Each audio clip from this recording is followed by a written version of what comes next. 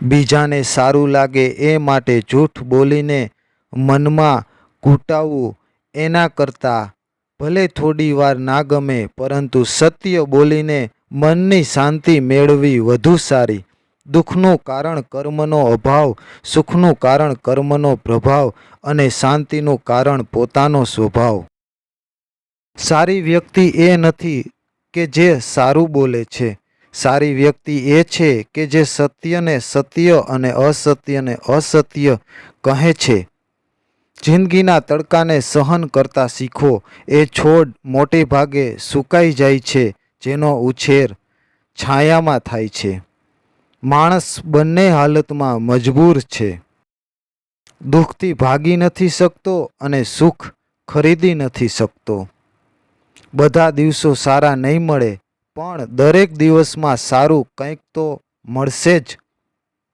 જ્યારે તક આવે ત્યારે તૈયાર રહો, કેમ કે જ્યાં તક અને તૈયારી ભેગા મળે છે તેને જ ભાગ્ય કહે છે. યાદ રાખો, જીવનની આ ક્ષણને ખૂબ જ સારી રીતે જીવી લો, કારણ કે જીવનની આ ક્ષણ કરોડોના ખર્ચે પણ પાછી નહીં મળે. જીવનમાં બે વસ્તુ વ્યક્તિને દુઃખી કરે છે, પહેલું જીદ અને બીજું અભિમાન. જીવનમાં બે વસ્તુ વ્યક્તિને સુખી કરે છે, પહેલું લેટ ગો અને બીજું કોમ્પ્રોમાઇઝ.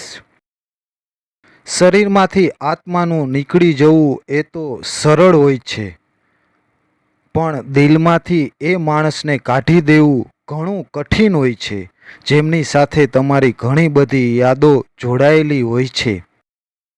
અમુક લોકો ખાલી દેખાવ કરતા હોય છે, પણ જ્યારે સમય આવે ત્યારે એ જ લોકો તમને છોડીને ચાલ્યા જાય છે.